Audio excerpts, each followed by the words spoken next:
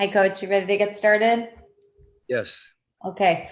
Go ahead and raise your hand, please, if you have questions for Coach. We'll start with Eric Walden, Salt Lake Tribune. Quinn, obviously great comeback from being down 18 in the fourth with JC getting hot, but kind of what were the problem areas leading up to that?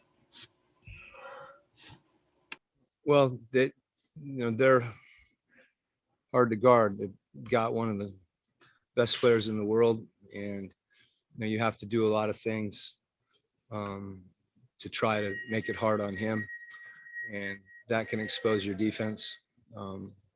It's harder to protect the rim and the paint. But I thought we had some turnovers that ended up in easy buckets for them. That's what I told our guys. And the offensive glass, when we did get stops, when we got stops late, it's because we defensive rebound, and then we were able to come down and attack in transition. But there were times where I think second chance points,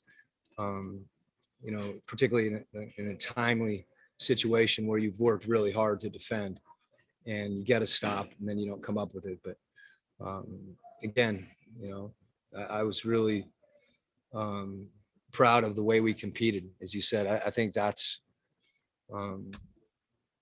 to me, that's the overarching thing to take from this game. And then, as I mentioned, a couple of things that we know we need to do, to have that competitive effort turn into a win. Next up, David James, KUTV.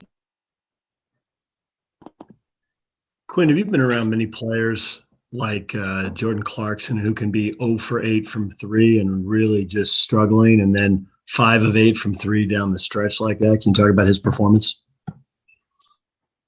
Well, I think, the shots that he's getting, tonight, he was really, I thought he did a great job of adjusting to the way he was being guarded, where he took some of those clean threes off the dribble in transition, and then he got to the rim. So to answer your question more specifically, Jordan is mentally tough. And, when you have a guy that believes in himself like that, has the confidence he has, I think he's able to really get to the next play when he misses a shot. So he gives himself a chance to do that, with his frame of mind, and he competes. So, no, I haven't been around a lot of guys like him, and I love that I get to be around him. Andy Larson, Salt Lake Tribune.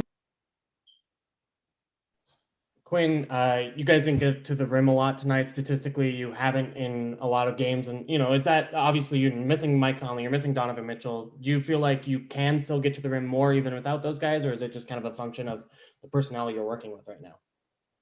Well, different combinations of players have to score different ways. I thought Trent did a good job getting to the rim tonight. They're a long athletic team that pressures you. And, Jordan got to the rim. But obviously, both are true.